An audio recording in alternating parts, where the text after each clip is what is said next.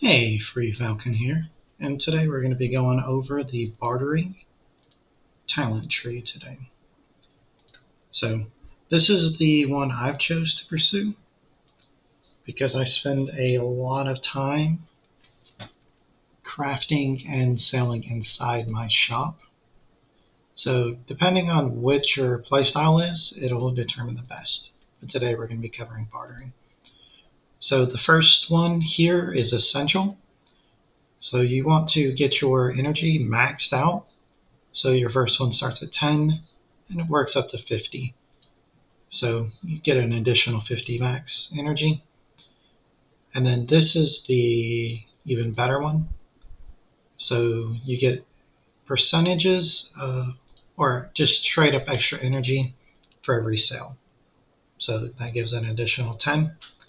You can go this way where the city workers have a chance to bring twice as many items, which isn't necessarily bad, but it only happens like once or twice a day.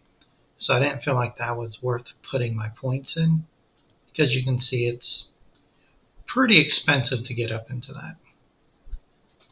These three here just increases the specific type of customers, which if you're doing a specific build with specific items, this could be very useful, but I go pretty broad, so it doesn't really help me a whole lot. Here, this is a lifesaver.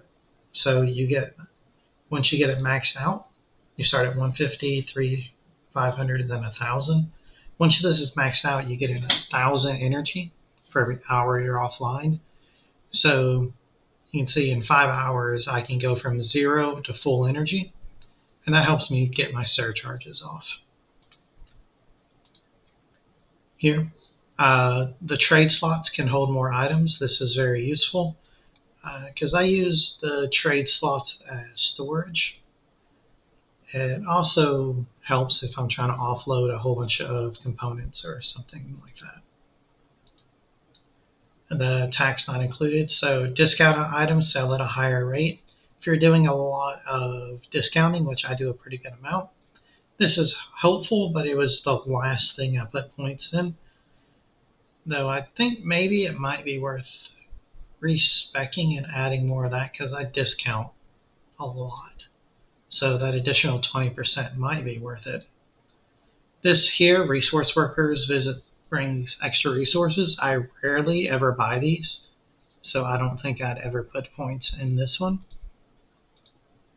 Here, champions request fewer items in exchange for champion coins. So you can get -1, 2, and 4.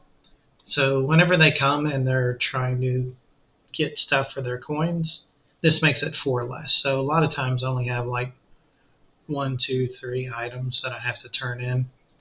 And it's a lot of times it's millions of dollars per one, plus or having to spend all that extra time. Here is items sold by worker visitors are always enchanted.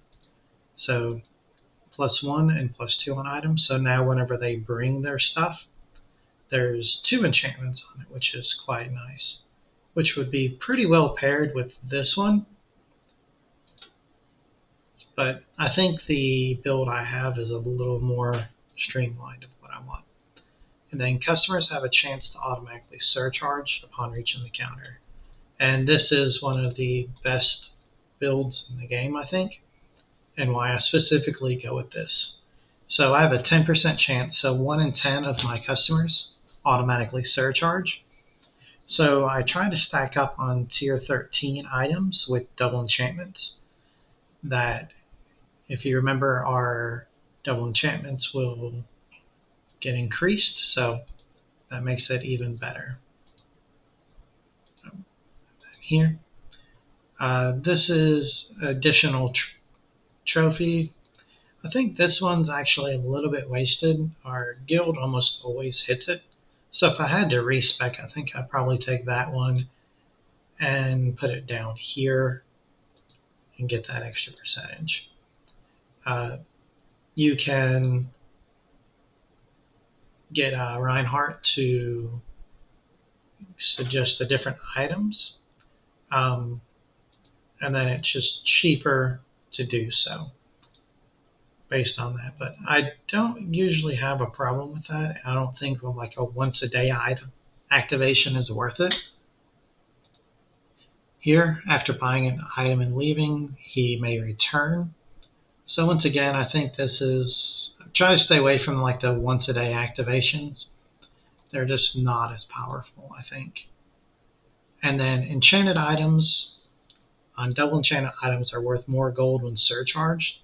So that obviously pairs really well with here. So you get a tier 13 double enchanted. Then you can sell it for 20% more, which stacked with the other bonuses is pretty substantial. And there we have the Bartering Talent Tree skill line. We'll also go over questing and crafting in additional videos, but I didn't want to make one super long video on this.